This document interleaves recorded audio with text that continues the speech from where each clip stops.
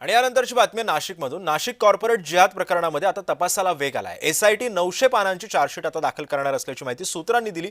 तपास अंतिम टप्प्यात असल्याची सुद्धा माहिती आता मिळतेय। पुरावे आणि आर्थिक व्यवहारांची छाननी सुरू आहे। आज काही संशयित आरोपींच्या जामीन अर्जावरती देखील सुनावणी पार पडणार आहे। या सुनावणीअंती नेमकी आता या आरोपींना काय शिक्षा होते, कितपत त्यांच्या कोठडीमध्ये आता वाढ होते हे सुद्धा पाहणं तितकंच महत्त्वाचं ठरणार आहे। त्यामुळे तपास अंतिम टप्प्यात आल्याची माहिती सध्या यंत्रणांनी दिलेली आहे। नाशिक कॉर्पोरेट जिहाद प्रकरणामध्ये आता तपासाला वेग आलाय। पुरावे आणि आर्थिक व्यवहारांची सुद्धा छाननी सुरू आहे। नाशिक कॉर्पोरेट जिहाद प्रकरणी आता तपासाला वेग आलेला आहे। एसआयटी 900 पानांची चार्जशीट दाखल करणार असल्याची सूत्रांनी माहिती दिली आहे।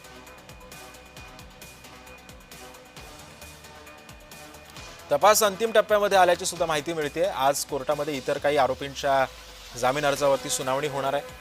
त्यांना जामीन मिळतो का, की त्यांच्या पोलीस कोठडीमध्ये वाढ होते हे सुद्धा पाहणं तितकंच महत्त्वाचं ठरणार आहे। नाशिक कॉर्पोरेट जिहाद प्रकरणी आता तपासाला वेग आलेला आहे। तपास अंतिम टप्प्यात आलेला आहे। जवळपास 900 पानांची चार्जशीट एसआयटीनं दाखल केली असल्याचं सुद्धा समोर येत आहे। आणि या संदर्भात अधिक माहिती जाणून घ्यात माझे सहकारी किरण गोटूर सध्या आपल्यासोबत आहे। किरण, नाशिक कॉर्पोरेट जिहाद प्रकरणाला आता तपासाला वेग आलेला आहे। जवळपास 900 पानांची चार्जशीट दाखल करणार असल्याची सूत्रांनी माहिती दिलेली आहे। काय होऊ शकतं आज एकंदरीत कोर्टात?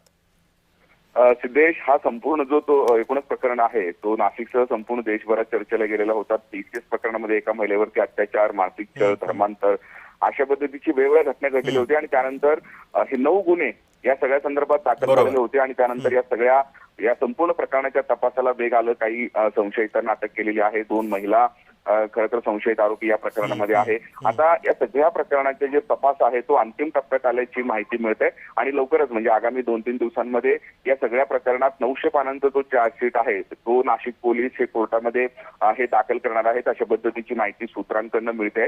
आणि आज काही संशयितांच्या हे जामीन अर्जावरती देखील सुनावणी आहे। त्यामुळे नेमकं आज न्यायालयामध्ये या जामीन अर्जावरती काय सुनावणी होतो हे बघणं महत्त्वाचं असणार आहे। आणि त्याच पद्धतीने चार्जशीट हे दाखल केल्यानंतर पुढची संपूर्ण न्यायालयाची जी काय एकूणच जी सुनावणी असेल किंवा हा खटला असेल हा एकूणच कशा पद्धतीने चालतो आणि काय निर्णय होतो हे बघणं महत्त्वाचं असेल।